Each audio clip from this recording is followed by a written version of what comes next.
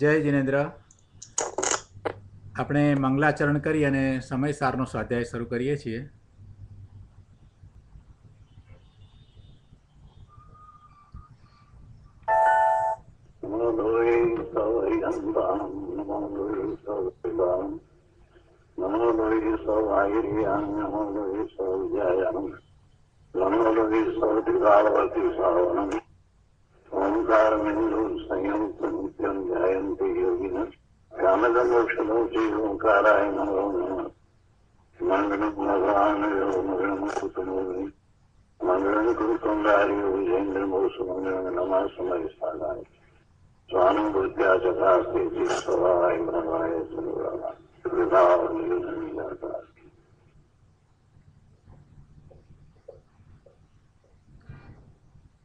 સમયસાર ભગવાન કુંકુંદાચાર્ય રચિત સમયસાર તથા ભગવાન અમૃતચંદ્રાચાર્ય રચિત આત્મખ્યાતિ ટીકા કળશ સહિત તેનો સ્વાધ્યાય કરી રહ્યા છીએ.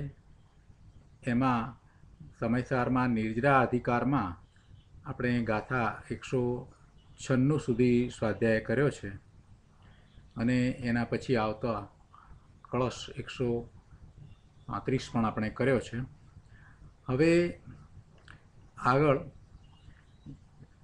ગાથા 196 પછી અહીંયા ગાથા 196માં જે વાત આવી એને દ્રષ્ટાંત સહિત સમજાવતા ગાથા 197મી કુંકુંદાચાર્ય ભગવાન કહે છે. પણ તે પહેલાં આપણે ગાથા 196માં જે વાત આવી એનું સહેજ પુનરાવર્તન કરી લઈએ કે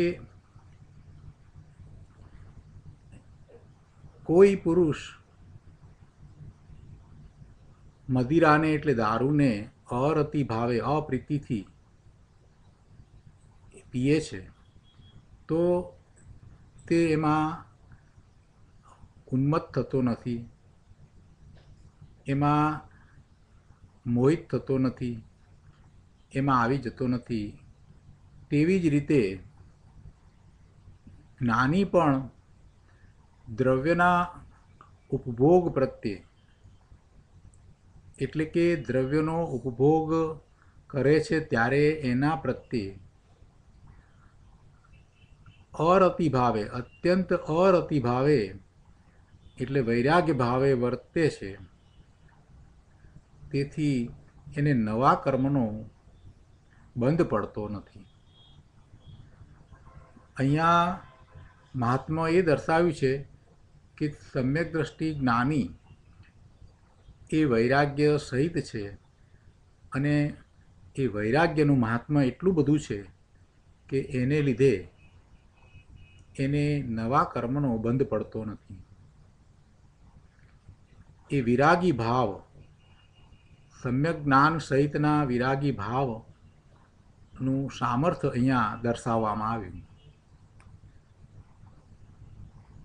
એનો ઘણો વિસ્તાર આપણે કર્યો છે.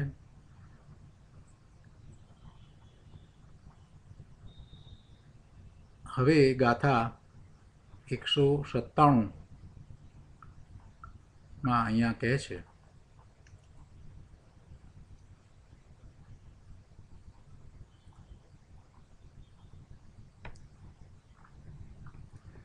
કે સેવ માનોપી ન સેવતે અસેવ માનોપી સેવક કશ્ચિત પ્રકરણ ચેષ્ટા કસ્યાપી ન ચ પ્રાકરણ ઇતિ સભવતી.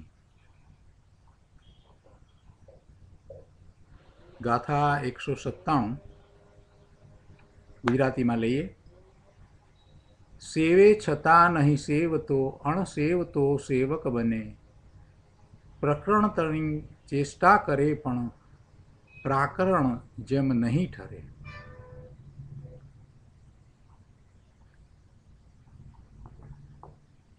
હવે અહીંયા બે શબ્દ છે, પ્રકરણ અને પ્રાકરણ. પ્રકરણ એટલે આપણે સાદી ભાષામાં ઇંગ્લિશમાં એનું ટ્રાન્સલેશન જે કરીએ ચેપ્ટર, કોઈ પણ નવી વસ્તુ શરૂ કરીએ છીએ તે. અને પ્રાકરણ એટલે એમાં એનો સ્વામી થઈને જે વર્તવાપણું થાય છે એનો કર્તા જે થાય છે તે પ્રાકરણ છે. એટલે આટલો અર્થ સમજી અને હવે આપણે ગાથાનો અર્થ લઈએ એટલે બધું સહેલું થઈ જશે. ગાથાના અર્થમાં અહીંયા કહે છે કે કશ્ચિત સેવ માનઃ અપી ન સેવતે, એટલે કે કોઈ તો વિષયોને સેવતો છતાં નથી સેવતો, અને અસેવમાનઃ અપી સેવક, અને કોઈ નહીં સેવતો છતાં સેવનારો છે, વિષયોને સેવનારો છે. કશ્યપી પ્રકરણ ચેષ્ટા ન ચશ પ્રાકરણ ઇતિ ભવતી. જેમ કોઈ પુરુષને પ્રકરણની ચેષ્ટા, કોઈ કાર્ય સંબંધી ક્રિયા વર્તે છે તો પણ તે પ્રાકરણિક નથી,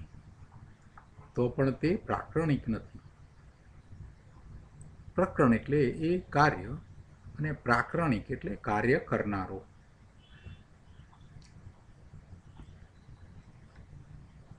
કોઈ વિષયને સેવે છે, એવો સેવે છે છતાં પણ એ સેવતો નથી, અને કોઈ નથી સેવતો છતાં સેવનારો છે. વિષયોને એ નથી સેવતો છતાં સેવનારો છે. આ તો મૂળભૂત વાત કરી, આ તો પ્રયોજનભૂત વાત કરી, પણ એને દ્રષ્ટાંતથી અહીંયા સમજાવ્યું છે કે જેમ કોઈ પુરુષ કોઈ કાર્યની કરવાની ચેષ્ટા કરતો જણાય છતાં તે કરનારો નથી, કોઈ પ્રકરણની ચેષ્ટા, કોઈ કાર્ય સંબંધી ક્રિયામાં એ વર્તે છતાં પણ એ એનો સ્વામી, એનો કરનારો નથી, એવી રીતે જે વિષયને સેવતો દેખાય છે છતાં પણ તે એનો સેવનારો નથી, અને જે સેવતો નથી દેખાતો એ ખરેખર સેવનારો છે, એ વિષયને સેવનારો છે. આ દ્રષ્ટાંત ઉપરથી વાત સમજાવવામાં આવી. અહીંયા ટીકામાં અમૃતચંદ્રાચાર્ય ભગવાન સમજાવે છે કે જેમ કોઈ પુરુષ કોઈ પ્રકરણની ક્રિયામાં પ્રવર્તતો હોવા છતાં પ્રકરણનું સ્વામીપણું નહીં હોવાથી પ્રાકરણિક નથી. પ્રકરણનું એટલે કે જે કાર્ય છે એનું સ્વામીપણું, એનો એ કર્તા, એનો એ લાભ ગ્રહણ કરનારો એ નહીં હોવાથી એ પ્રાકરણિક નથી, એટલે એનો ખરેખર એ કરવાવાળો નથી, એનો કરતા નથી. ક્રિયામાં એ દેખાય છે, જે કાર્ય થઈ રહ્યું છે એમાં એ કાર્ય કરતો પ્રવર્તતો લાગે છે, છતાં પણ એ એનું કાર્ય નથી, એ એના એટલે કે એ કાર્યના સ્વામીપણે, એના કર્તાપણે, એના લાભ મેળવનારાપણે એ નથી, એના નફા નુકસાનપણે એને કાંઈ એની સાથે લેવા દેવાપણું નથી. અને બીજો પુરુષ પ્રકરણની ક્રિયામાં નહીં પ્રવર્તતો હોવા છતાં પ્રકરણનું સ્વામીપણું હોવાથી પ્રાકરણિક છે, અને બીજો એ દેખીતી રીતે એ ક્રિયા કરનારો નથી, એ ક્રિયામાં પ્રવર્તતો નથી, છતાં પણ એ કાર્યનો એ સ્વામી છે, એ કાર્ય દ્વારા એને લાભ અથવા નુકસાન થાય છે, એટલે એવું સ્વામીપણું હોવાથી એને પ્રાકરણિક કહ્યો છે. બીજો પુરુષ જે એ પ્રકરણની ક્રિયામાં, એ કાર્યમાં પ્રવર્તતો નથી છતાં પણ એનો સ્વામી હોવાથી, એને એનું સ્વામીપણું હોવાથી એને પ્રાકરણિક કહ્યો છે, એ ક્રિયાનો કર્તા કહ્યો છે, એ ક્રિયાનો લાભ પ્રાપ્ત કરનારો કે નુકસાન પ્રાપ્ત કરનારો એને કહ્યો છે. તેવી રીતે સમ્યક દ્રષ્ટિ પૂર્વ સંચિત કર્મના ઉદયથી પ્રાપ્ત થયેલા વિષયોને સેવતો હોવા છતાં રાગાદી ભાવોના અભાવને લીધે વિષય સેવનના ફળનું સ્વામીપણું નહીં હોવાથી અસેવક જ છે, અર્થાત સેવનારો નથી. અને મિથ્યા દ્રષ્ટિ વિષયોને નહીં સેવતો હોવા છતાં રાગાદી ભાવોના સદ્ભાવને લીધે વિષય સેવનના ફળનું સ્વામીપણું હોવાથી સેવક જ છે. થોડુંક પહેલાં આપણે સહેલું કરી દઈએ. ભાવાર્થમાં જે દ્રષ્ટાંત આપ્યું છે ને એને લઈને તો મને લાગે છે કે બહુ સહેલાઈથી સમજાઈ જશે. ભાવાર્થમાં પંડિતજીએ દ્રષ્ટાંત બહુ સરસ રીતે મૂક્યું છે કે કોઈ શેઠ પોતાની દુકાન પર કોઈને નોકર રાખ્યો હોય તો એ શેઠ પોતે ખરેખર કંઈ કાર્ય કરે નહીં, બધા કાર્યો પેલો નોકર જ કરે. દુકાનનો બધો વેપાર, ખરીદવું, વેચવું, લેવું, મૂકવું, એ બધા કામ નોકર કરે. તો પણ એ નોકર વેપારી નથી. નોકર એ શેઠનો આખો જે વેપાર છે એનો એ સ્વામી નથી. એનો એ લાભ કે નુકસાન પ્રાપ્ત કરનારો નથી. વેપારનો અને વેપારના લાભ નુકસાનનો એ નોકર સ્વામી નથી. ખરેખર એ બધું કરે છે. આખો વેપાર એ જ ચલાવે છે. ખરીદે છે માલ વેચે છે, એના હિસાબો પણ એ રાખે છે, એને બરાબર ગોઠવે છે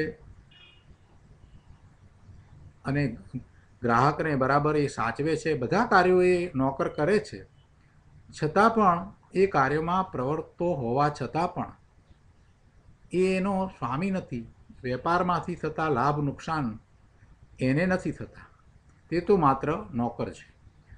અને એ શેઠનો કરાવ્યો બધું કામકાજ કરે છે. જે શેઠ છે તે વેપાર સંબંધી કાંઈ કામકાજ કરતો નથી. એ ઘેર બેસી રહે છે તો પણ તે વેપારનો અને વેપારના લાભ નુકસાનનો ધણી હોવાથી, એનો સ્વામી હોવાથી તે જ વેપારી છે. શેઠ છે એ જ ખરેખર વેપારી છે, એ જ એનો સ્વામી છે. અને લાભ નુકસાન એ બધું એ શેઠને થાય છે.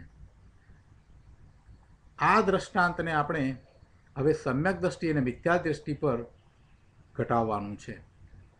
તો કે જેમ નોકર વેપાર કરનારો નથી, દેખાય છે બધું કરતો, વેપાર કરતો જણાય છે, છતાં પણ એ વેપારી નથી, એ વેપાર કરનારો નથી, વેપારમાંથી થતા લાભ નુકસાન પ્રાપ્ત કરનારો નથી. તેવી રીતે સમ્યક દ્રષ્ટિ જીવ છે. સમ્યક દ્રષ્ટિ એ વિષયને સેવનારો નથી. એ વિષયને સેવતો દેખાય છતાં પણ એ વિષયને સેવનારો નથી. અને જેમ શેઠ વેપાર કરનારો છે, વેપાર એ સ્વામી છે, વેપારનો એ ધણી છે, છતાં કંઈ કરતો દેખાતો નથી, તેવી રીતે મિથ્યા દ્રષ્ટિ એ ભલે કંઈ કરતો ન દેખાય છતાં પણ એ વિષયનો સેવનારો છે. હવે આ વાતને આપણે અમૃતચંદ્રાચાર્ય ભગવાને જે રીતે સમજાવી છે ને એ રીતે લઈએ. કેમ કે દ્રષ્ટાંત નહીં સમજ્યા હોય તો વાત જલ્દી બેસે નહીં. એટલે ટીકામાં આ દ્રષ્ટાંત આ રીતે નથી લીધું. એટલે આપણે જરાક ભાવાર્થને પહેલાં લીધો છે. હવે મૂળ વાત ઉપર આવીએ. અહીંયા ટીકામાં એમ કહ્યું કે જેમ કોઈ પુરુષ કોઈ પ્રકરણની ક્રિયામાં પ્રવર્તતો હોવા છતાં, જેમ પેલો નોકર વેપારમાં પ્રવર્તે છે તે રીતે આ સમ્યક દ્રષ્ટિ જીવ એ વિષયમાં પ્રવર્તતો હોવા છતાં પ્રકરણનું સ્વામીપણું નહીં હોવાથી પ્રાકરણિક નથી. એવી રીતે એ સમ્યક દ્રષ્ટિ રાગ દ્વેષના અભાવને કારણે જે વિષયને ભોગવે છે એનો સ્વામી નથી. અને એવું સ્વામીપણું નહીં હોવાથી એ એનો કરતા નથી. એ દ્વારા એને નવા કર્મનો બંધ પડતો નથી. અને બીજો પુરુષ પ્રકરણની ક્રિયામાં નહીં પ્રવર્તતો હોવા છતાં, જેમ કે પેલા શેઠ જે પોતે ઘેરે જ બેઠેલા દેખાય છે, વેપારમાં દુકાનમાં આવીને કંઈ કરતા દેખાતા નથી, છતાં પ્રકરણનું સ્વામીપણું હોવાથી પ્રાકરણિક છે. પરંતુ એનું સ્વામીપણું છે, વેપારનું સ્વામીપણું છે. તેવી રીતે મિથ્યા દ્રષ્ટિને રાગ દ્વેષ મોહનું સ્વામીપણું છે. એટલે ભલે એ વિષયોમાં રાચતો ન દેખાય, છતાં એની દ્રષ્ટિ વિષયોમાંથી ખસી નથી. વિષયો પ્રત્યેનો આદર એને તો છે જ, વિષયોમાં સુખની બુદ્ધિ એને તો છે જ. પોતાના સ્વરૂપને એ જાણતો નથી, સાચા સુખની વ્યાખ્યાને સમજતો નથી. શાશ્વત સુખ ક્યાં છે ને કેવી રીતે પ્રાપ્ત થાય એને એ સમજ્યો જ નથી. એટલે એને આ ઇન્દ્રિયોના વિષયો અને એ વિષયો પ્રત્યે થતા પોતાના રાગ દ્વેષના ભાવો એનું સ્વામીપણું છે. અને એમ એના સ્વામીપણે વર્તતો થકો એ ખરેખર વિષયને ભોગવે કે ન ભોગવે, પણ એની રુચિમાં એ હોવાથી, એનો એને અત્યાગ હોવાથી એને નવા કર્મનો બંધ થાય છે. આ વાત અહીંયા આપણને સમજાવી છે. એટલે અમૃતચંદ્રાચાર્ય ભગવાને એમ કહ્યું કે જેમ કોઈ પુરુષ કોઈ પ્રકરણની ક્રિયામાં પ્રવર્તતો હોવા છતાં પ્રકરણનું સ્વામીપણું નહીં હોવાથી પ્રાકરણિક નથી, અને બીજો પુરુષ પ્રકરણની ક્રિયામાં નહીં પ્રવર્તતો હોવા છતાં પ્રકરણનું સ્વામીપણું હોવાથી પ્રાકરણિક છે, તેવી રીતે સમ્યક દ્રષ્ટિ પૂર્વસંચિત કર્મના, પૂર્વસંચિત એટલે પહેલાં જે કર્મ બાંધ્યા છે, તે સંચય કર્યા છે, ભેગા કર્યા છે, તે એ પૂર્વસંચિત કર્મના ઉદયથી પ્રાપ્ત થયેલા વિષયોને સેવતો હોવા છતાં રાગાદી ભાવોના અભાવને લીધે વિષય સેવનના ફળનું સ્વામીપણું નહીં હોવાથી એ વિષયોનો અસેવક જ છે, અર્થાંત સેવનારો નથી. અને મિથ્યા દ્રષ્ટિ વિષયોને નહીં સેવતો હોવા છતાં રાગાદી ભાવોના સદ્ભાવને લીધે, રાગાદી ભાવો એને ટળ્યા નથી, તેથી મિથ્યાત્વ ગયું નથી, તેથી વિષય સેવનના ફળનું સ્વામીપણું હોવાથી એ વિષય સેવનનો સેવક જ છે. હવે આ ગાથા ઉપર પૂજ્ય ગુરુદેવ કાંજી સ્વામીએ ઘણો વિસ્તાર કર્યો છે અને ઘણી મહત્ત્વની વાતો કરી છે. તો આપણે એ લઈએ. પ્રવચન રત્નાકર ભાગ 7મો.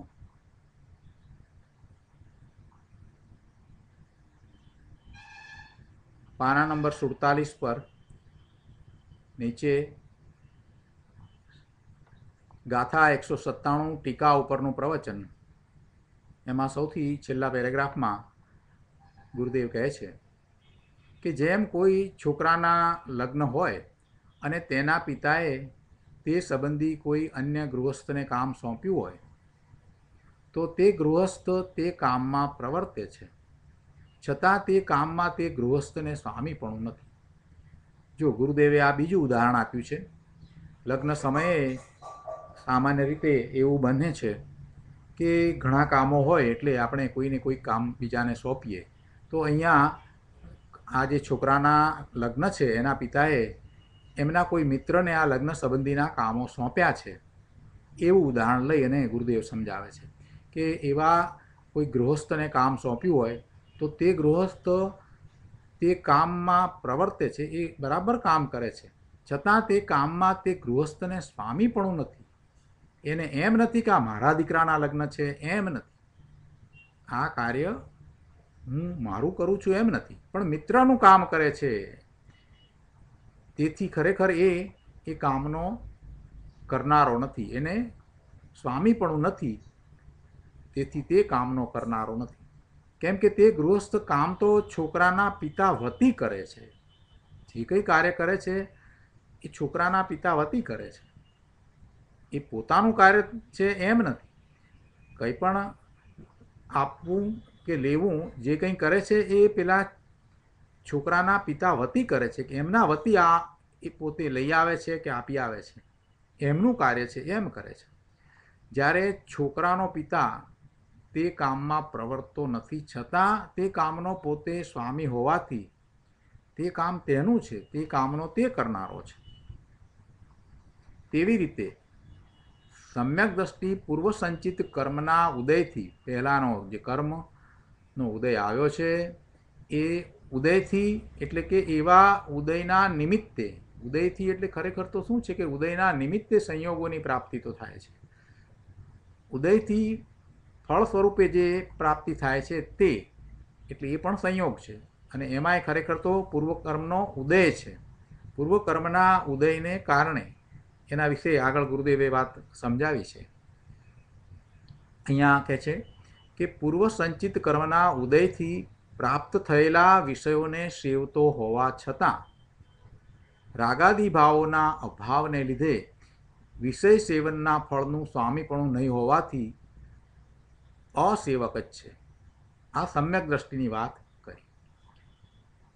હવે આવી વાત અજ્ઞાનીને જરા અઘરી લાગે, પણ અહીંયા કહે છે કે જેને અંદરમાં નિજ આનંદ રસનો સ્વાદ આવી ગયો છે એવા સમ્યક દ્રષ્ટિને વિષયનું સેવન છે, છતાં તેને તેમાં રસ નથી, રુચિ નથી, એનું સ્વામીપણું નથી, પોતાને આવી પડેલી ઉપાધિ છે એટલે એ એમાં જોડાયો છે, પણ એને રુચિ નથી, રસ નથી, એમાંથી એને ખરેખર આસ્વાદ આવતો નથી, એની તૃષ્ણા પણ નથી, ફરીથી એવા સંયોગો પ્રાપ્ત કરવા પ્રત્યેનું એમને કોઈ વલણ નથી કે ફરીથી પણ આ પ્રાપ્ત થાય, ફરીથી આ મળે, આમાંથી આનંદ આવે છે, આમાંથી મને સુખ મળે છે, એવી વાત જ નથી.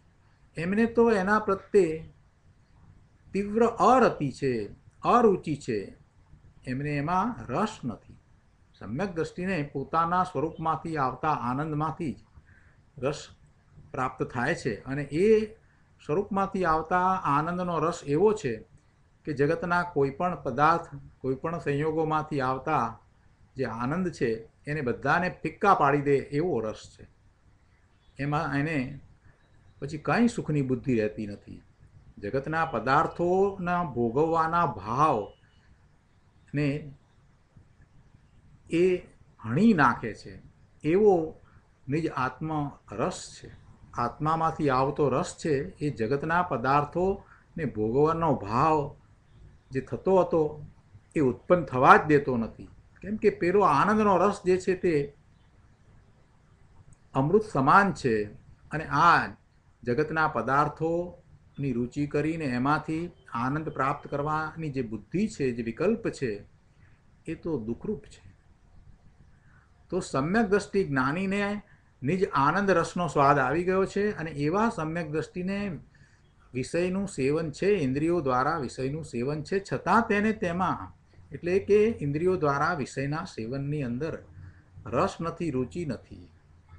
પોતાને થયેલા આત્માના આનંદ રસના સ્વાદ આગળ એ વિષયનો સ્વાદ તો એને ઝેર જેવો લાગે છે.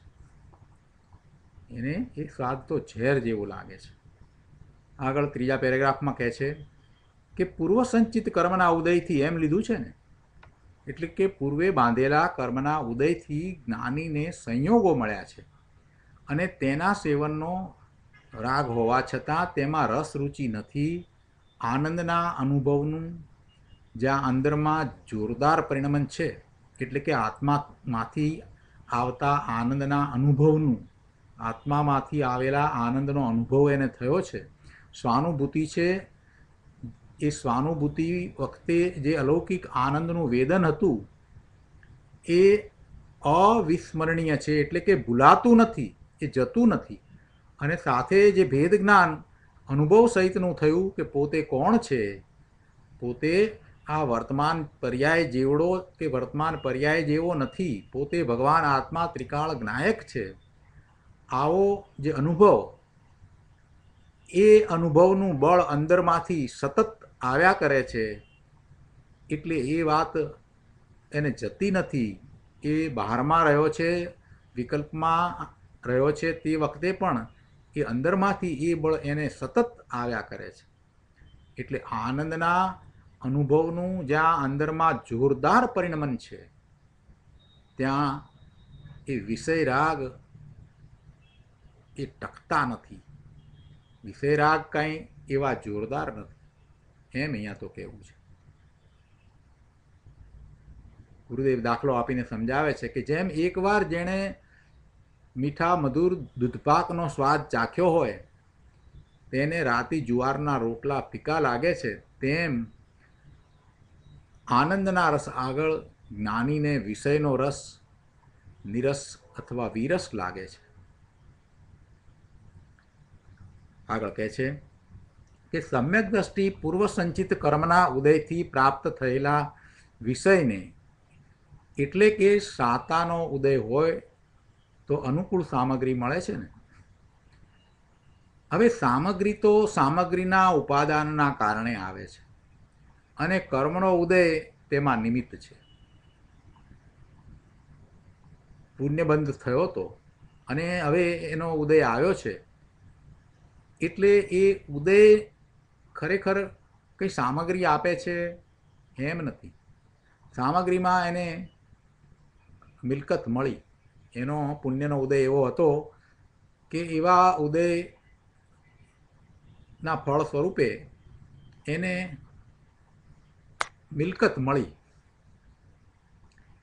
તો એ મિલકત જે છે એ જુદું દ્રવ્ય છે અને એના કર્મનો ઉદય છે એ જુદું દ્રવ્ય છે. બંને દ્રવ્ય જુદા છે. પુણ્ય કર્મનો ઉદય આવ્યો છે તો એ પુણ્ય કર્મ, જળ કર્મ, એના પરમાણુઓ, પૂતગળ પરમાણુઓ, કાર્બન રજકણો એ જુદા છે.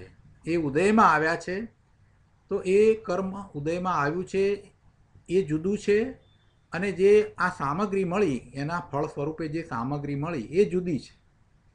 એ માલ મિલકત ધનની પ્રાપ્તિ થઈ એ બંને વસ્તુ જુદી છે. છતાંય આપણે તો એમ કહીએ છીએ ને કે પુણ્યના ઉદયને કારણે આ લક્ષ્મી પ્રાપ્ત થઈ, આ ધન મળ્યું, આ મિલકત મળી. બંને વસ્તુઓ જ જુદી છે, છતાં પણ એમ કહેવામાં આવે છે, એ તો ઉપચાર કરીને કહેવામાં આવે છે, વ્યવહાર નહીંનું કથન છે. એ વાત અહીંયા ગુરુદેવે સમજાવી છે કે સમ્યક દ્રષ્ટિ પૂર્વ સંચિત કર્મના ઉદયથી પ્રાપ્ત થયેલા વિષયને એમ જે કહેવામાં આવ્યું છે તો એમાં ખરેખર શું છે? તો કે એનો અર્થ એ છે કે સાતાનો ઉદય હોય તો અનુકૂળ સામગ્રી મળે છે. પણ ભાઈ એ સામગ્રી જે મળે છે એમાં એ સામગ્રી એ પણ એ દ્રવ્ય છે, એ પણ એક જુદું દ્રવ્ય છે અને એ દ્રવ્ય છે, ભલે પૂતગળ દ્રવ્ય છે તો પણ એનું પણ પરિણમન થાય છે અને એ સામગ્રી એના ઉપાદાનના કારણે ત્યાં આવી છે. એ સામગ્રી પોતે પોતાના ઉપાદાન કારણે ત્યાં આવી છે અને એ વખતે નિમિત્ત તરીકે પેલા કર્મનો ઉદય છે. માલ મિલકત ધન જે કંઈ આવ્યું છે ત્યાં એ એના પોતાના કારણે આવ્યું છે. જો એમ ન સમજશો કે જળ પદાર્થો કંઈ કરી શકતા નથી, એમ ન સમજશો. આપણે શરૂઆતમાં જ શીખી ગયા છીએ કે 6 દ્રવ્ય છે અને દરેક દ્રવ્ય જે છે એ પોતે પોતાનું પરિણમન કરે છે, એ ક્રિયાશીલ છે. એટલે એ જળમાં પણ એવા અનંત ગુણ છે અને એ પણ પોતે પોતાનું કાર્ય કરે છે. એનો કરતા એ પોતે જ છે. એ પછી સ્કંદરૂપે થાય એટલે એનું કાર્ય ભૂલી જાય એમ બનતું નથી. સ્કંદમાં પડેલો દરેક પરમાણુ ક્રિયાશીલ જ છે. સ્કંદની અંદર અસંખ્ય પરમાણુઓ ભેગા થાય અને સ્કંદ બને તો એ સ્કંદની અંદર પેલો પરમાણુ કંઈ નિષ્ક્રિય થઈ જતો નથી. એ કંઈ એની ક્રિયાવતી શક્તિને ગુમાવતો નથી. એનું પરિણમન એ વખતે પણ ચાલુ જ છે. અને આ તો વિજ્ઞાન દ્વારા પણ આપણે સમજ્યા છીએ કે ન્યુટ્રોન, પ્રોટોન, ઇલેક્ટ્રોન એ વખતે પણ એનું કાર્ય કરે છે. ઇલેક્ટ્રોન, પ્રોટોન ફરે છે. તો એ વાતને અહીંયા પણ સમજવાની છે કે એ પૂતગળ છે તો એ પૂતગળના પરમાણુઓનું કાર્ય જ્યારે એ પૂતગળો સ્કંદમાં છે ત્યારે પણ છે અને સ્કંદ રૂપે પણ એક વિભાવ પરિણમન પણ જુદું થઈ રહ્યું છે. એટલે એ વિભાવ પરિણમન છે એ જે સ્કંદનું એ અહીંયા એને લાવ્યું છે એમ કહીએ તો ખોટું નહીં. એટલે કે જે સામગ્રી પ્રાપ્ત થઈ છે એ એના ઉપાદાનના કારણે અહીંયા એને પ્રાપ્ત થઈ છે, એટલે કે એ આવી છે. અને એવું સામગ્રીનું અહીંયા આવવું એ એના ઉપાદાનના કારણે છે, ત્યારે એ વખતે નિમિત્ત તરીકે કર્મનો ઉદય છે. નિમિત્ત તરીકે કર્મનો ઉદય છે. એક જ લીટીમાં આ વાત ગુરુદેવે સમજાવી છે, પણ જો બરાબર ધ્યાન રાખીને વાંચીએ નહીં ને તો આવી મહત્ત્વની વાત છે ને એના તરફ આપણું લક્ષ્ય જાય નહીં. બહુ સમજવા જેવી વાત છે. આ વાતને બરાબર વિચારવામાં આવે તો ઘણી વસ્તુના સમાધાન થઈ જાય. આ જગતના પદાર્થો પ્રત્યે જે આશ્ચર્ય થાય છે ને એ બધા આશ્ચર્યો શમી જાય એવી આ વાત છે. ગુરુદેવે શું કહ્યું છે કે ભાઈ, સામગ્રી તો સામગ્રીના ઉપાદાનના કારણે આવે છે અને કર્મનો ઉદય તેમાં નિમિત્ત છે. ખરેખર નિમિત્ત કાંઈ કરતું નથી. ઉપાદાન કારણ જ મુખ્ય છે. જડ કર્મના કારણે સામગ્રી મળે છે એમ નથી. જડ કર્મનો ઉદય છે એ તો એમાં નિમિત્ત છે. જડ કર્મના રજકણ જુદી ચીજ છે અને સામગ્રીના રજકણ જુદી ચીજ છે, અને તેઓ એકબીજાને સ્પર્શતા નથી, એકબીજાને અડતાય નથી. તો બહુ સિદ્ધાંતની મહત્ત્વની વાત ગુરુદેવે સહજ રીતે કહી દીધી. આના ઉપર વિચાર કરવામાં આવે તો આપણને એમ થઈ જાય કે ઓ, આ બધું હું શું લઈને બેઠો છું. પૂર્વકર્મના ઉદયને કારણે એટલે શું? પૂર્વકર્મના ઉદયના નિમિત્તે જે કંઈ પ્રાપ્ત થયું છે એ બધા પર પદાર્થો જડ છે, એની સાથે મારે કાંઈ લેવા દેવા નથી. જ્યારે જડ કર્મ છે એ પણ મારાથી જુદા છે, તો પછી એના ઉદયો અને એના ઉદયોના નિમિત્તે પ્રાપ્ત થતી આ સામગ્રીનો સ્વામી થઈને હું બેઠો છું. આ બધું શું છે? એના સ્વામી થવાનું મારામાં કોઈ સામર્થ્ય ન હોવા છતાં હું માન્યતામાં એવો સ્વામી થઈને બેઠો છું. આ તો મોટામાં મોટું મિથ્યાત્વ છે. આ ઘર, કપડાં, કાર, આ બધાનો હું સ્વામી થઈને બેઠો છું. આ કેટલું સાચું? આ તો બધું મિથ્યાત્વ છે. હું ભગવાન આત્મા ત્રિકાળ જેવો છું તેવો જ છું.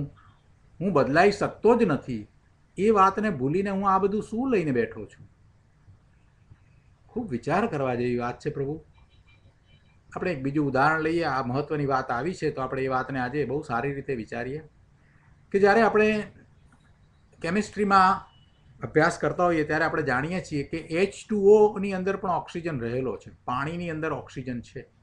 હાઇડ્રોજનના 2 પરમાણુ અને ઓક્સિજનનો 1 પરમાણુ ભેગા થઈ અને પાણી બને છે. ત્યારે એ ઓક્સિજન છે એ એના કોઈ ગુણને, એના ધર્મને ગુમાવે છે? ઓક્સિજન જે છે કે જે કોઈ પણ બળવાની ક્રિયામાં એ કાર્ય કરે છે, ઓક્સિજનની હાજરીમાં પદાર્થ બળે છે અને એવા સંયોજનો થાય છે, તો એવો એ ઓક્સિજન એના ગુણધર્મોને જ્યારે એ પાણી રૂપે છે ત્યારે ખરેખર એ ગુમાવી દે છે કે એક બધું ક્ષણિક છે? જો ઓક્સિજન, પાણીમાં રહેલો ઓક્સિજન એના ગુણધર્મોને ગુમાવતો હોય તો એમાં ઇલેક્ટ્રિક કરંટ પસાર કર્યા પછીથી જે ઓક્સિજન છૂટો પડે એમાં કોઈ ઓક્સિજનના ગુણધર્મો હોય જ નહીં. પણ એવું તો બનતું નથી. પાણીમાંથી છૂટો પાડવામાં આવેલો ઓક્સિજન પણ એવા જ ઓક્સિજનના ગુણધર્મોને ધારીને બેઠો છે જે બીજી જગ્યાએ ઓક્સિજન છે તેવા. એટલે કે કોઈ ગુણધર્મોને એ ઓક્સિજન ગુમાવતો નથી. કોઈ પણ સંયોજનમાં રહેલો ઓક્સિજન ઓક્સિજન જ છે. એનામાં એવા ને એવા ગુણધર્મો દરેક વખતે પડ્યા છે. કોઈ પણ સંયોજનમાં રહેલો, એ કાર્બન ડાયોક્સાઇડમાં રહેલો ઓક્સિજન હોય કે પાણીમાં રહેલો હોય, એ ગમે તે સંયોજનમાં રહેલો ઓક્સિજન તો ઓક્સિજન જ છે. એ એના ગુણધર્મો સહિત જ છે. એમાંથી એને જુદો પાડતા એમાં ઓક્સિજનના બધા જ ગુણધર્મો રહ્યા હોય છે. આ વાત એટલા માટે કરવાની છે કે આ જીવ એ પણ એવું જ એક દ્રવ્ય છે, એવું એક તત્વ છે કે જે ક્યારેય પોતાના ગુણોને, ધર્મોને ગુમાવતું નથી. આ જીવ દ્રવ્ય, આ જીવ તત્વ એ પણ એવું જ છે. એ મનુષ્યની પર્યાયમાં હોય, તિર્યંતની પર્યાયમાં હોય, નારકીની પર્યાયમાં હોય કે નિગોદની પર્યાયમાં હોય, ગમે તે પર્યાયમાં હોય, છતાંય આ જીવ ભગવાન આત્મા એ ત્રિકાળ જ્ઞાયક જ રહ્યો છે. એ પોતે પોતાના ગુણધર્મોને ગુમાવતો નથી અને અનંત ગુણો છે એમાં કોઈ ફેર પડતો નથી. આટલી વાતને આપણે પકડવાની છે, આટલી વાતને સમજવાની છે. અને આ જીવની વાત કરતાં પછી એ વાતને પોતાની ઉપર ઉતારવાની છે કે હું ભગવાન આત્મા જીવ છું, હું ગમે તે પર્યાયમાં હોઉં છતાં પણ હું જ્ઞાયક જ છું. એ વાત જતી જ નથી. બહુ સહેલાઈથી સમજાય એવું છે પ્રભુ વાત. એમ દરેક પદાર્થ છે એ પોતે પોતાના સ્વચતુષ્ટયમાં છે. એ સિદ્ધાંતની વાત આપણને સમજાવી, ધર્મ દ્વારા એ વાત આપણને સમજવામાં આવી. એ પોતે પોતાના ગુણધર્મોને ગુમાવતું નથી. દરેક દ્રવ્ય સ્વતંત્ર રીતે પરિણમે છે, પણ એ દરેકના પરિણમન છે એ પરિણમનને એકબીજા સાથેના જે નિમિત્ત નૈમિત્તિક સંબંધો છે એમાં આપણે ગોથા ખાઈ જઈએ છીએ, એમાં આપણે ભૂલ કરી બેસીએ છીએ.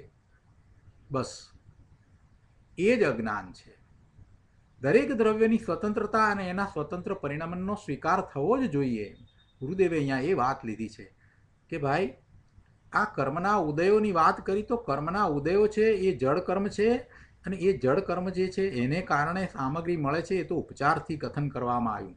કેમ કે સામગ્રીના રજકણ જુદી ચીજ છે અને જળ કર્મના રજકણ પણ જુદી ચીજ છે. જો વાત તો બીજી હતી, પણ એક વાત આટલી આવી ને કે પૂર્વ સંચિત કર્મના ઉદયથી પ્રાપ્ત થયેલા વિષયો, એટલી વાત આવી. એમાંથી આ સિદ્ધાંત ગુરુદેવે સમજાવી દીધો. 4 લીટીની અંદર બહુ મહત્વની વાત મૂકી છે, જેના તરફ ઘણીવાર આપણું ગંભીરતાપૂર્વક લક્ષ જતું નથી. તો આપણે મૂળ વાત ઉપર આવીએ. મૂળ વાત એ ચાલે છે કે કર્મના ઉદયથી પ્રાપ્ત થયેલા વિષયોને એ સમ્યક દ્રષ્ટિ પ્રાપ્ત કરે છે. હજી થોડો વધારે વિસ્તાર અહીંયા ગુરુદેવે કર્યો છે. ગુરુદેવ કહે છે કે હા, પણ તેનો અર્થ શું છે કે શું જેવું લખ્યું છે તેવો જ એનો અર્થ છે? એમ અર્થ નથી. કોઈકે અહીંયા એવો પ્રશ્ન કર્યો કે શબ્દો તો આવા ચોખ્ખા લખ્યા છે ને કે કર્મના ઉદયથી પ્રાપ્ત થયેલા વિષયોને, તો પછી ગુરુદેવ એનો શું અર્થ? તો ગુરુદેવ કહે છે કે જેવું લખ્યું છે એવો અર્થ છે. એમ અર્થ નથી ભાઈ. લખનારે જે અભિપ્રાયથી લખ્યું છે તે અનુસાર અર્થ કરવો જોઈએ. એમાં લખનારે શું લખ્યું છે, અમૃતચંદ્રાચાર્ય ભગવાને જે લખ્યું છે એનો અર્થ શું છે? કર્મના ઉદયથી પ્રાપ્ત થયેલા વિષયોને, એટલે એમાં એ વ્યવહાર નહીંનું કથન છે. કર્મના ઉદયો જેમાં નિમિત્ત છે એમ કહેવું છે. પુણ્યના ઉદયથી લક્ષ્મી મળે છે એમ કહેવું એ તો વ્યવહારની વાત છે. કેમ કે પુણ્યના અને લક્ષ્મીના રજકણો તો જુદા જુદા છે. પુણ્યનો ઉદય એમાં પુણ્ય કર્મબંધ છે, અને એના જળ કર્મના અને પેલા લક્ષ્મીના બંનેના ઉદ્ગળો તો જુદા જુદા છે. એ રજકણો તો ભિન્ન ભિન્ન છે. એટલે એનો અર્થ શું થયો? તો કે લક્ષ્મી આવે છે એવા રજકણો છે, એ આવે છે તો તે પોતાના કારણે આવે છે, એનું ઉપાદાન કારણ એનું પોતાનું છે. પણ પુણ્યના ઉદયથી પ્રાપ્ત થાય છે એમ કહેવાનો એવો વ્યવહાર છે. ખરેખર તો પુણ્યના ઉદયના નિમિત્તે એમ કહેવાય છે.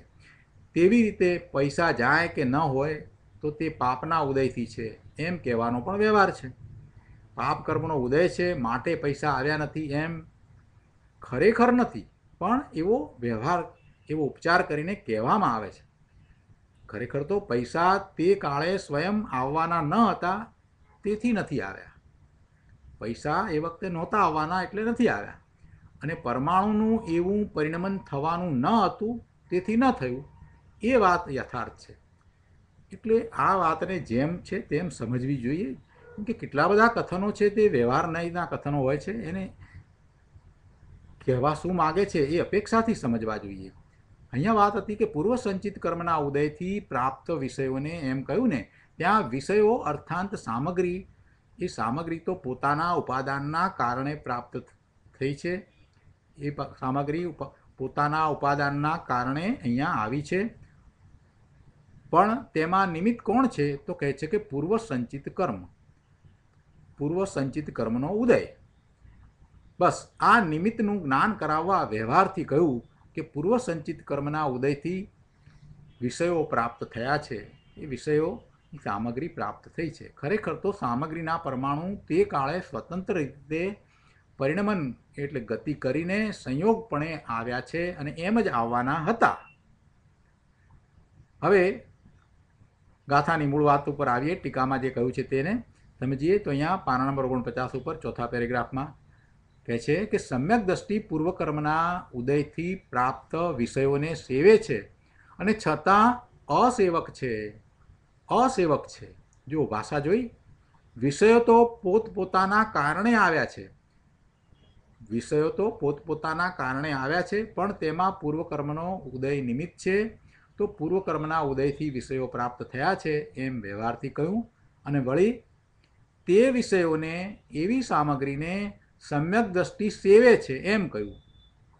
હવે ત્યાં પણ એમ જ છે કે સમ્યક દ્રષ્ટિ આત્મા એ જુદો અને પેલી સામગ્રી પણ જુદી. બે પદાર્થો ભિન્ન છે. પરને કંઈ સેવી શકાય છે? એવી સામગ્રી જે પર છે એને કંઈ સેવી શકાય છે? કદીએ નહીં. તો કહ્યું છે ને અહીંયા કે પર પદાર્થોને સેવે છે. ભાઈ, એ તો પર વિષયો પ્રતિ થતા રાગને ખરેખર સેવે છે. કેટલું સ્પષ્ટ કર્યું છે. પર પદાર્થને સેવે છે, વિષયોને સેવે છે. તો શું સેવે છે? તો કે એ પર પદાર્થો એ વિષયો પ્રતિ થતા રાગને એ સેવે છે. અને તો વિષયોને તે સેવે છે એમ વ્યવહારથી કહેવામાં આવ્યું છે. ખરેખર તો જ્ઞાની વિષયો તરફનો એને જે રાગનો અંશ થાય છે તેને સેવે છે, એ વિષયોને નહીં. એ પર વિષયોને તો એ અડતોય નથી. જો આવી મહત્ત્વની સિદ્ધાંતની વાત અહીંયા ગુરુદેવે સમજાવી દીધી. ગુરુદેવની આ જ વિશેષતા હતી. ગમે તે ગાથા હોય એની અંદર સિદ્ધાંતની વાત, મુખ્ય વાત, નિમિત્ત ઉપાદાનની વાત, નિશ્ચય વ્યવહારની વાતને બહુ સરસ રીતે સમજાવી દેતા. એ ગાથાનો અર્થ તો કરે, પણ વધારામાં આ વાત દરેક વખતે સમજાવે અને એમ કરી અને આપણને મિથ્યાત્વ છોડાવે. આપણી મિથ્યા માન્યતા છે એને એ હણી નાખે. બહુ સરસ વાત મૂકે છે.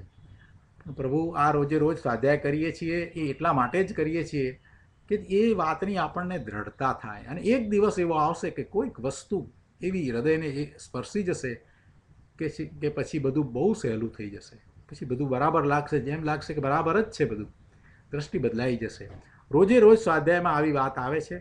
કોઈકને કોઈક વાત બેસે છે, કોઈકને કોઈક વાત બેસે છે. કારણ કે દરેક જીવ સ્વાધ્યાય વખતે પોતે પોતાની જ્ઞાન ક્રિયા કરે છે. જ્ઞાન ક્રિયા જીવ પોતે પોતાની કરે છે. સામે જે વાણી છે, સામે જે શબ્દ સંભળાય છે એ તો નિમિત્ત માત્ર છે. એ કાંઈ એનામાં કરતા નથી. જ્ઞાન ક્રિયા જીવ પોતે પોતાની કરે છે અને એ જ્ઞાન ક્રિયામાં જ એ પોતે પોતાના સ્વરૂપને પ્રાપ્ત કરવાનો છે.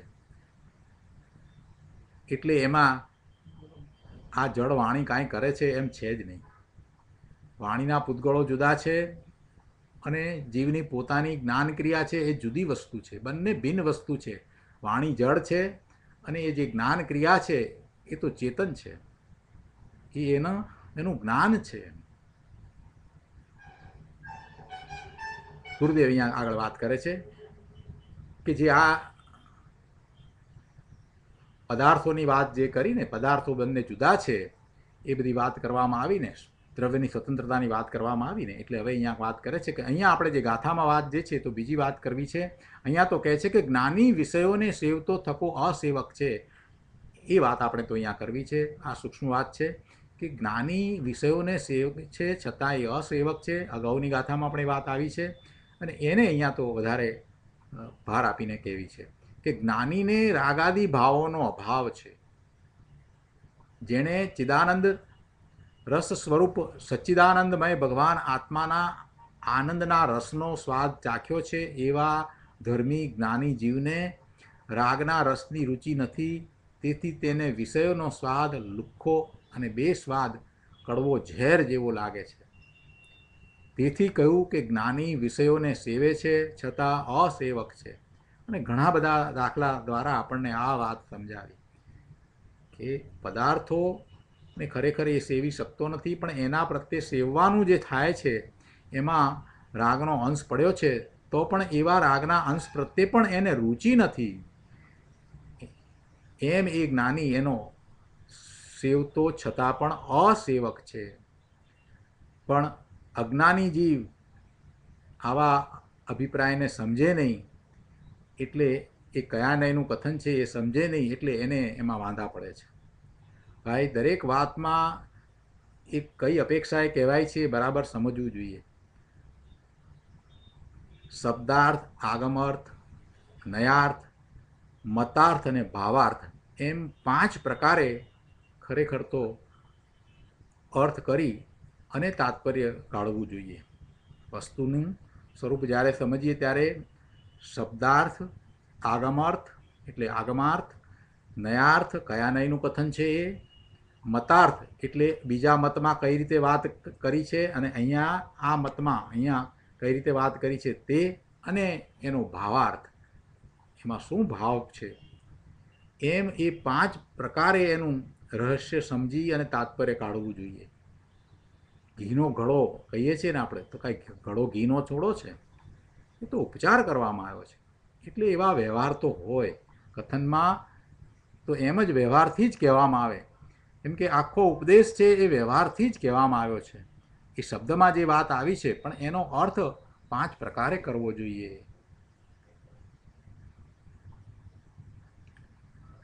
પાના નંબર 50 ઉપર આ ગાથા વિશે આગળ સમજાવતા ગુરુદેવ કહે છે કે સમ્યક દ્રષ્ટિ વિષયોને સેવતો હોવા છતાં રાગાદી ભાવોના અભાવને લીધે વિષય સેવનના ફળનું સ્વામીપણું નહીં હોવાથી અસેવક જ છે. જુઓ, જ્ઞાનીને કિંચિત રાગ થાય છે પણ તેનું એને સ્વામીપણું નથી, માટે તે સેવતો છતાં અસેવક જ છે. જ્ઞાન આનંદ સ્વભાવી પોતાની વસ્તુનો અનુભવ થતાં જે અતિન્દ્રિય આનંદનો, શાંતિનો અનુભવ થયો, એવી શાંતિ પ્રગટી, એ જ એનો વૈભવ છે. એટલે એવો વૈભવ જ્યારે પ્રગટ થયો, તેની આગળ ધર્મીને આ બાહ્ય વિષયો ફિક્કા રસહીન લાગે છે. જ્ઞાનીનો વૈભવ શું છે? પોતાને પોતાના સ્વરૂપની પ્રાપ્તિ થઈ છે, એ જ એનો વૈભવ છે.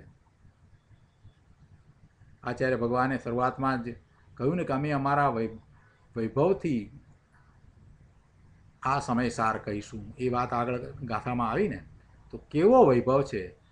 એ એમના જ્ઞાનનો વૈભવ છે, એમના આનંદનો વૈભવ છે. પોતે જે પ્રાપ્ત કર્યું છે, સ્વરૂપમાં જઈને સ્વરૂપમાં લીનતા કરીને જે પ્રાપ્ત કર્યું છે, એવા જ્ઞાન આનંદનો જે વૈભવ એમની પાસે છે, એ દ્વારા એમણે આ સમયસારની ગાથાઓ કહી છે. અહીંયા એવા અતિન્દ્રિય આનંદનો, શાંતિનો વૈભવ જે સમ્યક દ્રષ્ટિને પ્રગટ થયો, તેની આગળ એવા સમ્યક દ્રષ્ટિને આ બીજા બધા બાહ્ય વિષયો તો ફિક્કા રસહીન લાગે છે. સમકીતિ ઇન્દ્રને ઇન્દ્રાસનમાં કે કરોડો અપ્સરાઓમાં ક્યાંય રસ નથી. ઇન્દ્ર છે ને એ સમકીતિ હોય, એને ઇન્દ્રાસન છે, એને કરોડો અપ્સરાઓ છે અને એની સેવામાં કેટલાય દેવો છે, પણ છતાંય સમકીતિ ઇન્દ્ર છે, એને ખરેખર એની સાથે લુપ્તતા નથી, એ એમાં લુપ્ત નથી થતો. એ ઇન્દ્ર છે, એ સમકીતિ છે, અને એ તો મોક્ષે જવાના જ છે. એને ક્યાંય આ કંઈ અપ્સરાઓમાં કે ક્યાંય કંઈ એને ખરેખર રક્તપણું નથી. આત્માના અનાકૂળ આનંદના રસના સ્વાદ આગળ એ બીજું બધું જ બેસ્વાદ છે, અને એવું બેસ્વાદ ઝેર જેવું જ એમને લાગે છે. ક્યારેક કદાચિત રાગની વૃત્તિ થઈ અને એવા રાગ થઈ આવે ત્યારે તે વખતે પણ એ વિષયોને તો ખરેખર હે માને છે, કાળા નાગ સમાન માને છે, એને છોડવા લાયક માને છે. કાળા નાગના મોંમાં કોઈને આંગળી મૂકવાનો ભાવ થાય છે? નથી થતો. એવી રીતે જ્ઞાનીને પણ રાગમાં અને વિષયોમાં મીઠાશ નથી, એમાં રાચવાનો ભાવ નથી થતો, એને એ ઝેર સમાન માને છે. અહીંયા 51માં પાના ઉપર શરૂઆતથી જ કહે છે કે આવી જ્ઞાનીની દશા છે અને મિથ્યા દ્રષ્ટિ વિષયોને નથી જાણતો. મિથ્યા દ્રષ્ટિ આત્માને નથી જાણતો, તેથી એ વિષયોને સેવે છે. અને મિથ્યા દ્રષ્ટિ પોતાના સ્વરૂપને નથી જાણતો, આત્માના આનંદને નથી જાણતો, એ ખરેખર વિષયોને સેવે છે. એ બહારથી ભલે એમ લાગે કે વિષયોને નથી સેવતો, છતાં પણ એના રાગ દ્વેષ આદિ મોહના ભાવ ગયા નથી, એટલે એ વિષયોને સેવે છે, કેમ કે એને વિષયો તરફની રુચિ છે. ટીકામાં કહ્યું છે કે અને મિથ્યા દ્રષ્ટિ વિષયોને નહીં સેવતો હોવા છતાં રાગાદી ભાવોના સદ્ભાવને લીધે વિષય સેવનના ફળનું સ્વામીપણું હોવાથી એ વિષયોનો સેવક જ છે, વિષયોનો સેવનાર જ છે. ગુરુદેવ કહે છે કે અજ્ઞાની ભલે સામગ્રીને સેવે નહીં, પણ અંતરમાં તેને રાગના રસ રુચિ પડ્યા છે. એ સામગ્રી પ્રત્યે એને રુચિ છે, એમાંથી એને સુખની પ્રાપ્તિનો ભાવ છે, એટલે તેને વિષય સેવનનો અભિપ્રાય મટ્યો નથી. ઇન્દ્રિયના વિષયોમાંથી આનંદની સુખની પ્રાપ્તિ થાય છે એવો અભિપ્રાય, પૈસા દ્વારા મને સુખની પ્રાપ્તિ થાય છે, પૈસા જ સુખનું કારણ છે, પૈસા હોય તો જ બધું થાય, જીવનમાં પૈસા વિના બીજું કાંઈ નથી, આવી માન્યતા 99% લોકોની હોય છે. ધર્મને સમજતા હોય એમાંથી પણ 99% માણસોને એમ તો છે જ કે ના, પૈસા તો જોઈએ જ, પૈસા વિના કાંઈ થાય નહીં. એ વાત તો હજી જતી જ નથી. જે ધર્મોના વિષયમાં નથી, ધર્મને જરાય સમજ્યા નથી, એની તો વાત જવા દો. એવા તો 100% લોકોને પૈસા જ બધું છે. પણ જે થોડું ઘણું ધર્મમાં કંઈક સમજે છે, શાસ્ત્રોનો અભ્યાસ છે, એમાંના પણ 99% માણસોને હજી એમ તો છે જ કે ભાઈ પૈસા તો જોઈએ, થોડા તો જોઈએ, જરૂર પૂરતા તો જોઈએ. ભાઈ જરૂર પૂરતા જોઈએ એટલે જરૂરનો અર્થ શું? અહીંયા એક તરફ આપણે દ્રવ્યની સ્વતંત્રતાની વાત કરીએ, પૈસો એ જુદું દ્રવ્ય અને અનુકૂળતા એ જુદી વસ્તુ, અને છતાંય પૈસા દ્વારા અનુકૂળતા પ્રાપ્ત થાય એ કેવી રીતે બને? એટલે એ વાત તો હજી પડી જ છે. અને જેને એ વાત પડી છે, એવી રુચિ પડી છે, એ ભલે એ ઇન્દ્રિયોના વિષયોને સેવતો નથી, પણ ઇન્દ્રિયોના વિષયો દ્વારા પોતાને સુખ શાંતિ આનંદની પ્રાપ્તિ થાય એવો અભિપ્રાય એને હજી ગયો નથી. તેને વિષય સેવનનો અભિપ્રાય મટ્યો નથી. અને એના જેવું જ બીજું પણ આપણે સાથે લઈએ તો એમ પણ કહી શકીએ કે પર પદાર્થો મને દુઃખી કરે છે એ અભિપ્રાય હજી એને ટળ્યો નથી. બીજા લોકો, બીજા પદાર્થો મને દુઃખી કરે, મને દુઃખ આપે, એને લીધે થઈને મને તકલીફ થાય, આ બધી ઉપાધિઓ છે ને, ઘરની ઉપાધિ, છોકરાઓની ઉપાધિ ને આ બધું, એ ઉપાધિને કારણે થઈને હજી અમને સમય મળતો નથી ને આ બધી જે વાત કરવામાં આવે છે, એમાંની એક પણ ઉપાધિ એના આત્માને સ્પર્શતી નથી. એ પોતે સામેથી એમ લઈને બેઠો છે, એ અભિપ્રાયમાં છે. એવો અભિપ્રાય સ્વાધ્યાય કરવા છતાં પણ હજી જતો નથી. એના ઉપર વિચાર કરવા જેવો છે કે વિષય સેવનનો અભિપ્રાય મટ્યો નથી. એવી જ રીતે એ પર પદાર્થો તરફ જે દ્વેષ ભાવ છે એવો અભિપ્રાય વર્તે છે, એ પણ ક્યાં મટ્યો છે? પર પદાર્થો તરફ એ દુઃખી કરે છે, આ વસ્તુ છે હજી પડી છે અને આ જાય ત્યારે અમને શાંતિ થાય, આ એક ઉપાધિ ટળે એટલે અમને પછી શાંતિ થાય, એવો જે અભિપ્રાય પડ્યો છે એ અભિપ્રાય પણ એને છોડવાનો છે. હજી અમારે ધંધાની આટલી મોટી ઉપાધિ છે અને આ બધું લઈને બેઠા છીએ, આટલો ધંધો પોળો વિકસાવીને બેઠા છીએ, એટલે એ બધી ઉપાધિ જ્યાં સુધી છે ત્યાં સુધી ભાઈ હજી એવો સ્વાધ્યાયનો સમય મળે નહીં. એ બધું જાય પછી અમે નિરાંતે ધર્મ કરીશું, પછી અમે સ્વાધ્યાય કરવાના છીએ. પછી અમે નક્કી જ કર્યું છે કે પછી દિવસમાં 4 કલાક સ્વાધ્યાય કરવો છે અને 6 કલાક સ્વાધ્યાય કરવો છે, બસ. પછી બીજું કાંઈ જોઈતું નથી. આ ઉપાધિ છે ને એટલે. અરે પ્રભુ, એ ઉપાધિ ક્યાં તારી છે? એ તારી પહેલાંય હતી નહીં, અત્યારે પણ નથી. એના પ્રત્યેનો તારો અભિપ્રાય ખોટો છે. એ અભિગમ તે ખોટો અપનાવ્યો છે કે એ તને દુઃખ આપે છે. તું જોડાઈ ગયો છે એની સાથે. રવિશંકર મહારાજ દારૂ છોડાવતા હતા. રવિશંકર મહારાજ ગામડે ગામડે ફરી અને એ વખતમાં લોકોને દારૂ છોડાવતા હતા. તો એક વખત એક દારૂડીઓ એવો ત્યાં એમની પાસે આવ્યો અને પછી એને વાત કરી કે ભાઈ દારૂ છોડ, આ તે બધી વાત કરી, પણ કે હવે દારૂ ક્યાં મને છોડે છે એમ કરીને વાત પેલાએ સામી કરી. થોડી વાર પછીથી કંઈક વાત કરતાં કરતાં અચાનક જ રવિશંકર મહારાજ ઊભા થઈ ગયા અને એક થાંભલો હતો એને પકડી લીધો અને પકડી અને પછી જોર જોરથી બૂમો પાડવા માંડ્યા કે મને છોડાવો, મને છોડાવો. એટલે પેલો જે દારૂડિયો બેઠો હતો એ હસવા માંડે, કરે કે મહારાજ તમે શું કરી રહ્યા છો? તો કે આ મને થાંભલો પકડીને બેઠો છે, મને છોડાવો, છોડાવો. પેલો ફરીથી હસવા માંડે, કરે મહારાજ તમે પોતે દારૂ થાંભલાને પકડીને બેઠા છો અને તમે છોડાવો છોડાવવાની ક્યાં વાત કરો છો? છોડી દો ને એટલે છૂટી જશે. રવિશંકર મહારાજ પછી એ થાંભલો છોડીને પેલાને કહ્યું, ભાઈ આ તું શું બોલ્યો? છોડી દો એટલે છૂટી જશે, એ વાત જ મારે તને સમજાવવી હતી કે દારૂને તે પકડ્યો છે, દારૂએ તને નથી પકડ્યો. આપણે પણ ધર્મમાં પર પદાર્થો મને દુઃખ આપે છે એ ઉપાધિને કારણે મને સ્વાધ્યાયનો સમય નથી મળતો, હું મારા આત્મામાં નથી જઈ શકતો, હું વિચલિત થઈ જાઉં છું. આ બધું અભિપ્રાયમાં છે, એ અભિપ્રાયને છોડવો જ રહ્યો. જેવો વિષય સેવનનો અભિપ્રાય છે એવો જ આ પણ અભિપ્રાય છે. અહીંયા કહે છે ને કે એ વિષય સેવનનો અભિપ્રાય મિથ્યા દ્રષ્ટિને હજી પડ્યો છે, એટલે ભલે એ વિષયને સેવતો નથી, છતાં એ ઇન્દ્રિયના વિષયમાંથી જ પોતાને શાંતિ, સુખ અને આનંદની પ્રાપ્તિ છે એવો અભિપ્રાય એને પડ્યો છે. તેથી તેને કર્મનો બંધ થાય છે. કે છે કે અજ્ઞાની ભલે સામગ્રીને સેવે નહીં, પણ અંતરમાં તેને રાગનો રસ છે, રુચિ છે, એને ઇન્દ્રિયોના વિષયો પ્રત્યેની રુચિ છે, તેને વિષય સેવનનો અભિપ્રાય મટ્યો નથી, તેને સવિશેષ રાગ શક્તિ અસ્થિપણે રહેલી છે, જે વડે તે રાગનો સ્વામી થાય છે. અને આ કારણે અજ્ઞાની અણસેવતો થકો પણ સેવક છે.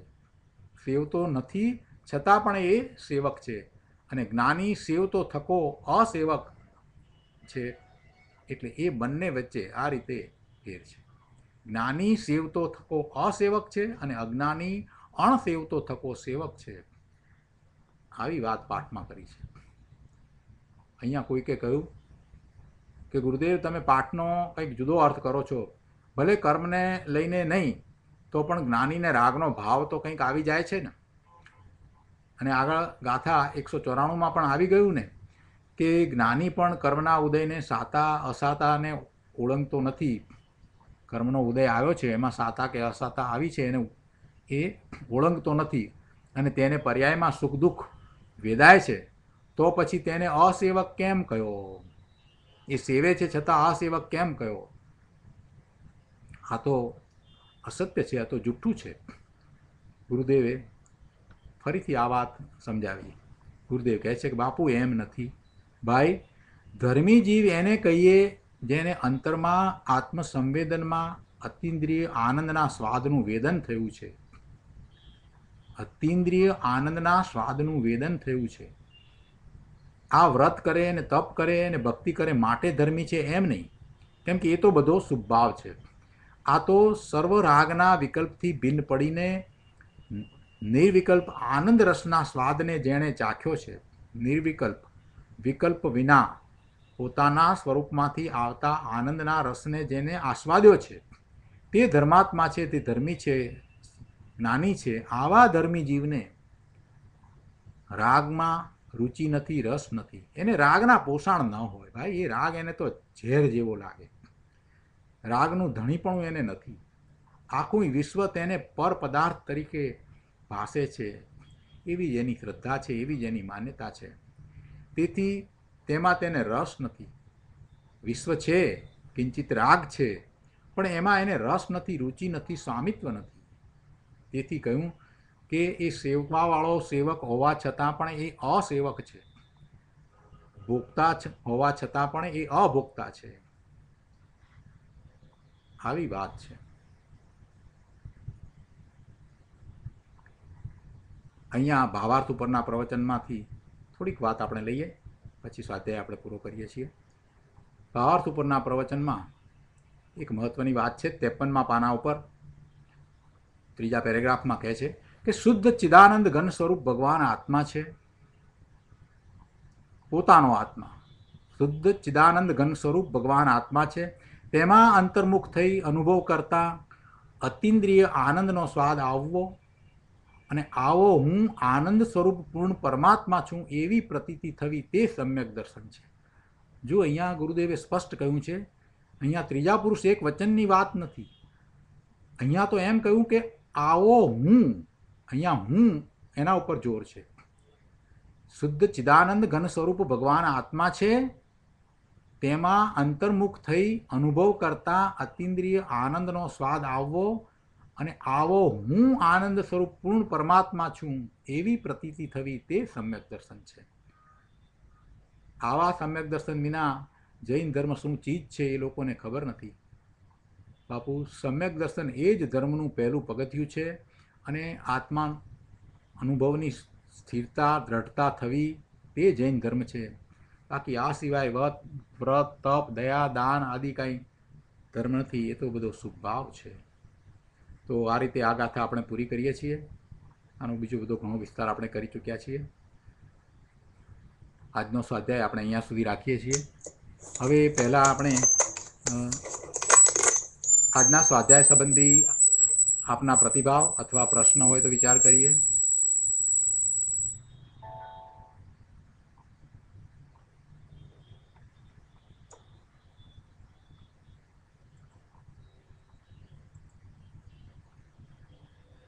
ખાસ વિનંતી કે પ્રશ્ન અથવા પ્રતિભાવ આપને ના આપવાના હોય તો એ સમયે આપ શાંતિ જાળવશો, જેથી કરી અને આપને ત્યાંથી આવતા અવાજો સિસ્ટમમાં બીજા બધાને ડિસ્ટર્બ ન કરે. અથવા તો આપ *6 દબાવીને આપનું માઇક્રોફોન મ્યુટ રાખો.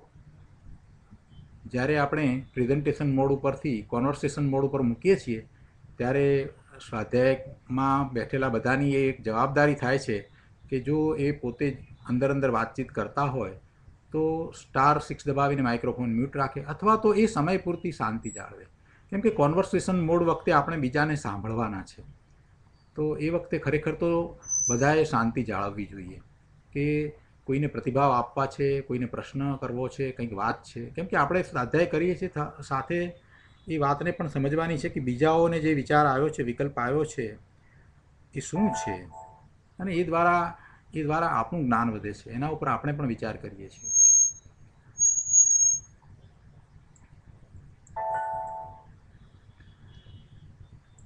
પ્રતિભાવ અથવા પ્રશ્ન નથી તો આજે આપણે શુક્રવાર છે એટલે ભક્તિ કરીશું. ભક્તિ કરવા પાછળનું એક ખાસ કારણ છે કે ભક્તિ કરીએ છીએ એટલે આપણે એક શુભ ભાવમાં આવીએ છીએ. આ સ્વાધ્યાય પછીથી એ વંદરમાંથી જે ભાવ જાગે છે, સિદ્ધત્વ જેમણે પ્રગટ કર્યું છે, જેમને કેવળ જ્ઞાન પ્રગટ કર્યું છે, એવા પ્રત્યે અને અન્ય સાધુ મુનિઓ પ્રત્યે જેમણે મોક્ષ માર્ગમાં આ બધું પ્રાપ્ત થવાનું છે, કેવળ જ્ઞાન પ્રાપ્ત થવાનું છે, એવા મુનિઓ પ્રત્યે આપણને જે અહોભાવ આવ્યો છે, જેમણે આ જ્ઞાન આપણને આપ્યું છે, એમના પ્રત્યે અહોભાવ આવ્યો છે. પૂજ્ય ગુરુદેવે આપણને આ સમજાવ્યું છે, બેનશ્રીબેને સમજાવ્યું છે, કૃપાળુદેવે સમજાવ્યું છે, એમના પ્રત્યે અહોભાવ આવ્યો છે. એટલે સહજ રીતે એવો ભક્તિનો ભાવ અંદરમાંથી આવે છે. એટલે આપણે એક વખત અઠવાડિયામાં આપણે ભક્તિ કરીએ છીએ. તો એવી ભક્તિને છોડવી નહીં. એ વખતે પણ આપણે એવા ભક્તિના ભાવે થવું. ભક્તિ ચાલે ત્યારે ભક્તિ બંધ કરીને હવે સમય થઈ ગયો, પૂરું થઈ ગયું, બંધ કરી દઈએ, એવો વિચાર ન કરવો. પ્રભુ આ જીવનમાં બીજું શું કરવા જેવું છે. તો આપણે ભક્તિ કરીએ. કલ્પનાબેન આજે ભક્તિ કરાવે છે. આપણે આજે ગુરુદેવની ભક્તિ મૂકીએ છીએ.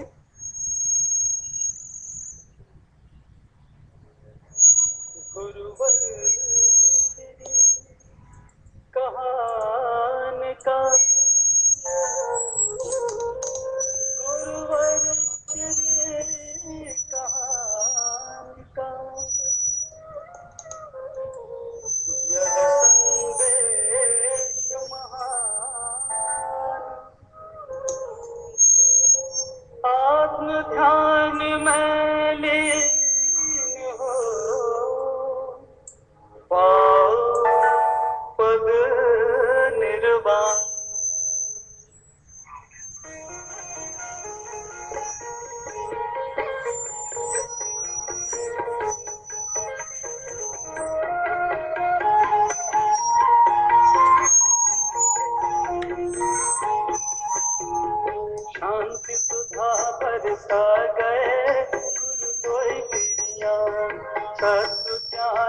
समझा रे गुरु कोई बिरिया शांति सुधा बरसा रे गुरु कोई बिरिया तत्व ज्ञान समझा रे गुरु कोई बिरिया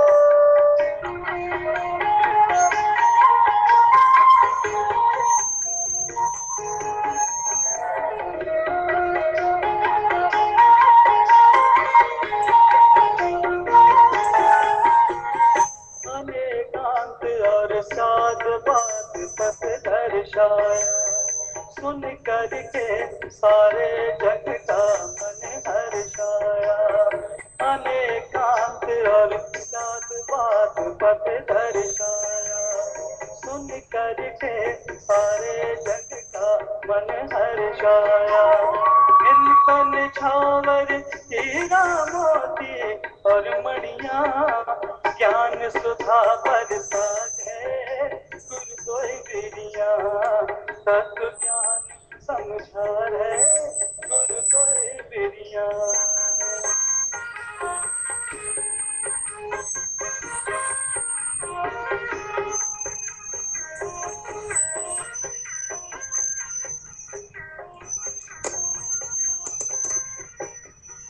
निश्चय और व्यवहार तुम्हीं ने समझाया बड़े बड़े विद्वानों के भी मन भाया निश्चय और व्यवहार तुम्हीं ने समझाया बड़े बड़े विद्वानों के भी मन भाया स्वाध्याय प्रवचन चिंतन गुरु की क्रिया तत्व ज्ञान समझा रे गुरु कोई बिरिया शांति सुधा बरसा गए गुरु कोई बिरिया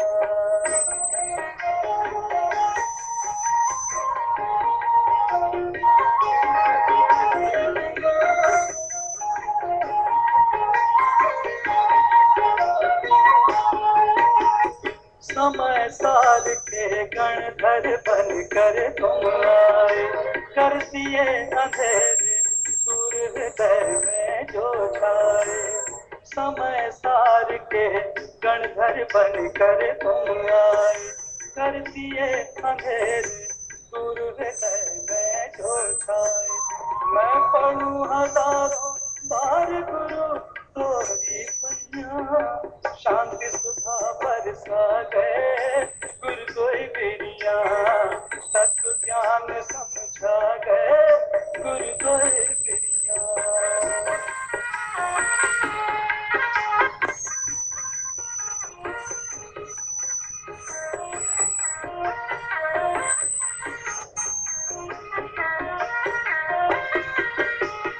प्रवचन करने को जब गुरुवर आते थे आंख बंद कर अंतर में खो जाते थे प्रवचन करने को जब गुरुवर आते थे आंख बंद कर अंतर में खो जाते थे याद आ रही आज हमें वे शुभ घड़ियां शांति सुधा बरसा गए गुरु कोई बिरिया तत्व ज्ञान समझा रे गुरु कोई बिरिया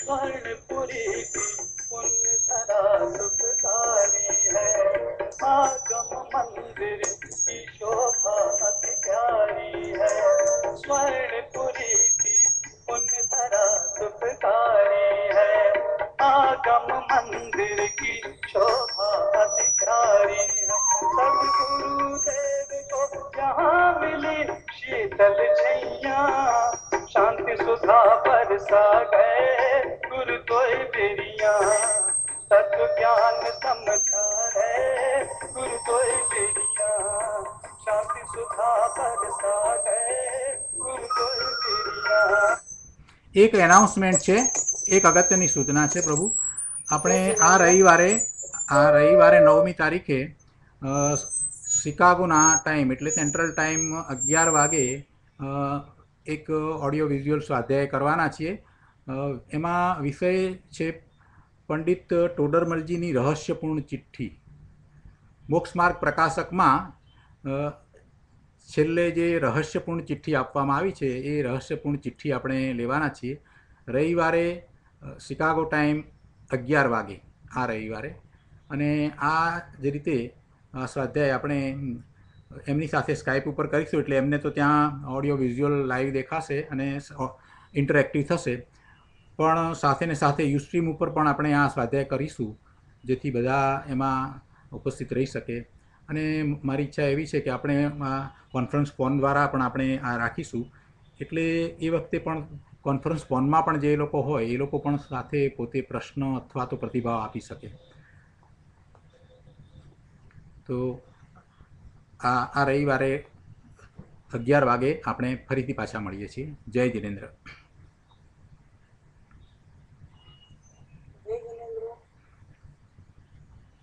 જય જિનેન્દ્ર.